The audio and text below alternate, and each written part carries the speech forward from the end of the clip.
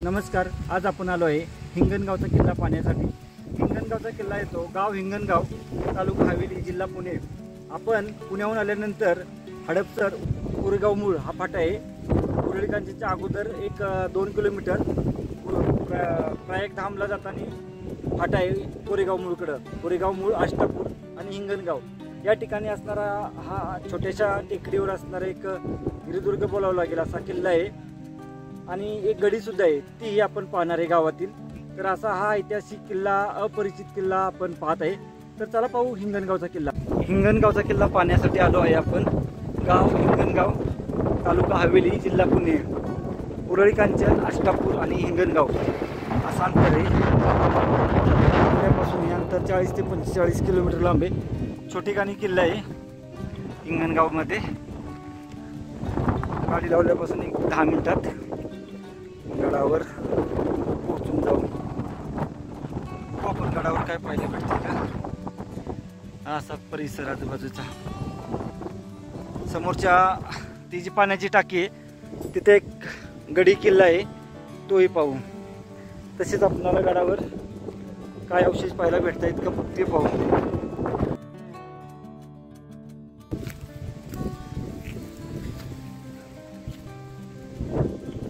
ही अरे बापरे,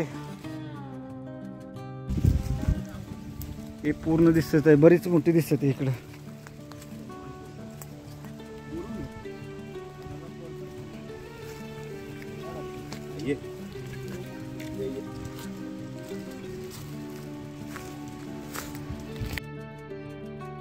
तटबंदी आहे ना ही.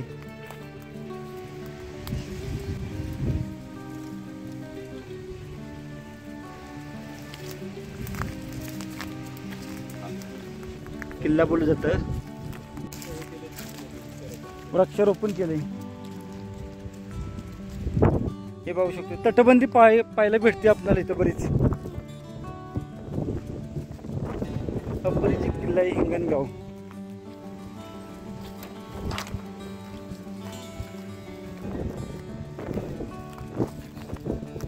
ही तटबंदी बघा.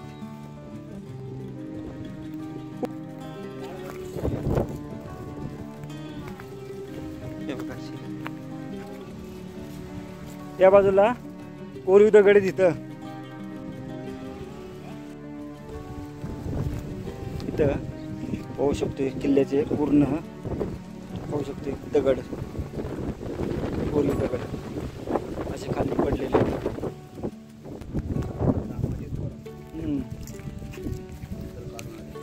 बरेच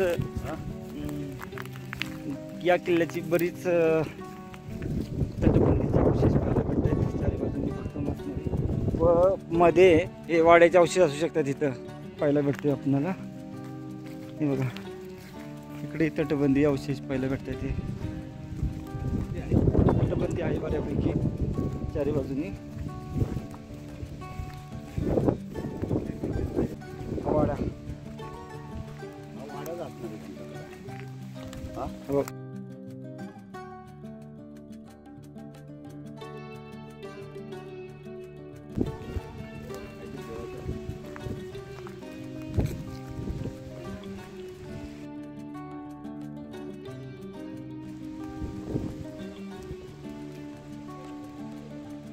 पाहू शकतो हिंगणगावचा किल्ल्यामध्ये आपणाला बरेच अवशेष असे पाहायला भेटत आहेत.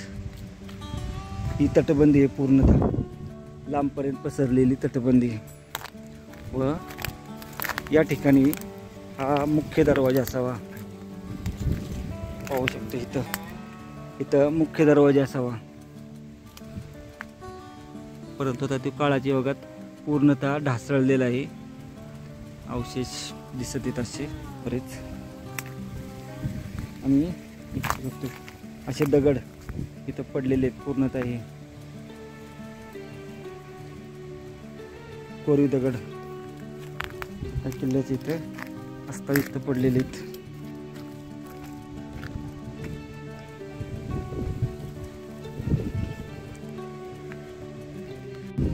गडाच्या पाठीमागच्या बाजूला आपण आता आलो. पाठीमागच्या बाजूला आल्यानंतर पाहू आपल्याला काय भेटते का पाहायला.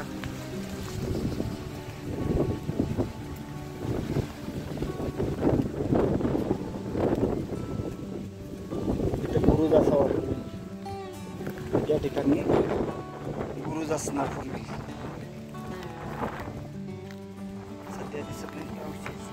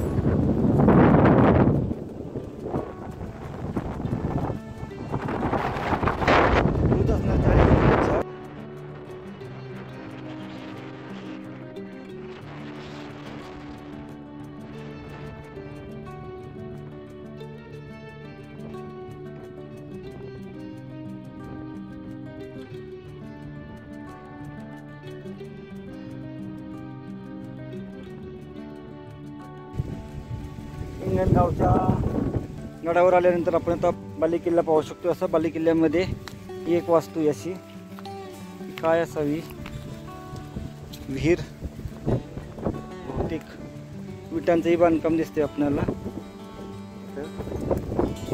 बालेकिल्ल्याचा भाग आहे हा.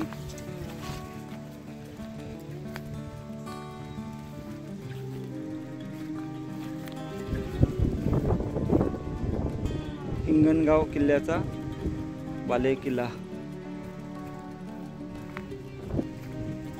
गडाच्या बालेकिल्ल्यावर आपण आता आलो आहे.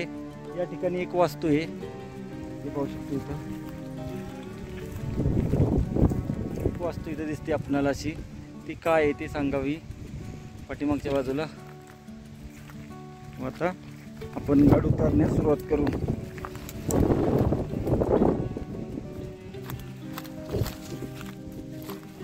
पाच ते 10 मिनिटं भरपूर झाले वर पोहोचण्यासाठी.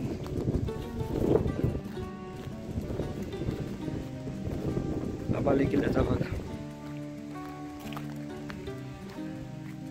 गडावरचा भाग.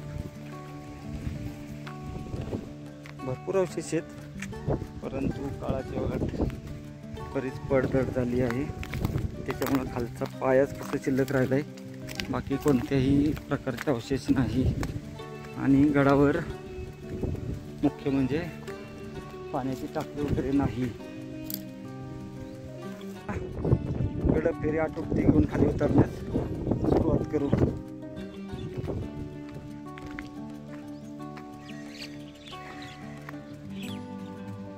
हा भाग आहे तो बालेकिल्ल्याचा भाग आहे.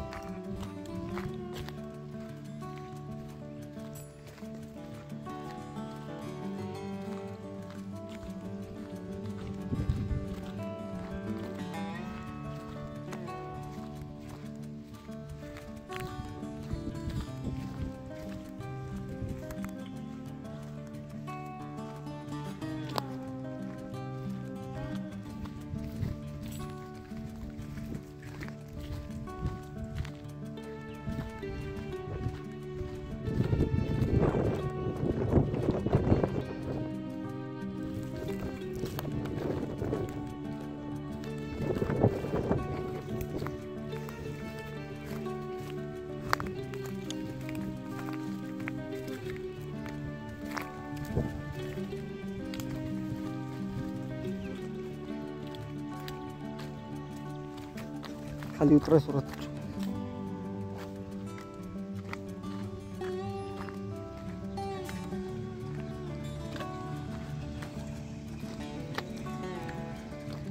पायवाट आहे.